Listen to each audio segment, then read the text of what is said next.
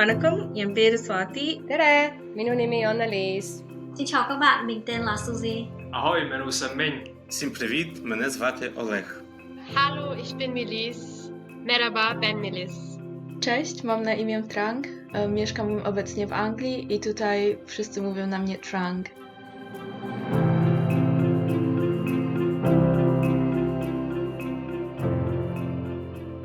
My name is Eva, but I started introducing myself as Eva to make it easier for British people to understand and to remember. My surname is typical Ukrainian, with an O on the end, and every time I go somewhere people say, oh, you're a Ukrainian man because you have Ukrainian surname.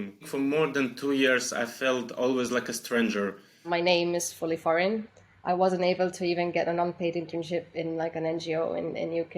And I mean, honestly, I would send maybe 80 to 100 CVs. And if I didn't even get to the interview round, I would think that it may be because I look like, I'm from God knows where. We already experienced that we have to explain our names in every single occasion. Yeah. For example, when we go to the doctor or we go to do some errands when they need our name. Because on the papers on the ID, in German we have 3 or 4 names. I have 3 names, Susie has 4 names, and sometimes it's complicated. When I was viewing a flat where a German person was living, they would always say, oh, your name, is that Turkish? But at that one point, I just got so annoyed with it. I was like, why is this an interview question? Why are we discussing this? So when me and my flatmates were looking for a house next year, I asked my friend to write an email because I was scared that maybe my name would put them off and we wouldn't get the house.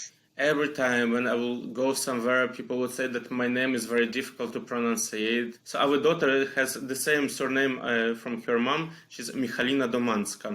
We thought that it would be just easier for her when she will go to school or just everywhere in her life living in Poland. It would be much easier to have Polish surname. We can make it easier for our kids, so yes. Why not? We decided to choose European name instead of Vietnamese name. And not Czech either. We gave him Maximilian. I just started correcting everyone and I said, my name is Eva. And I just realized that I'm living this identity that's just very different from who I am and how I know myself.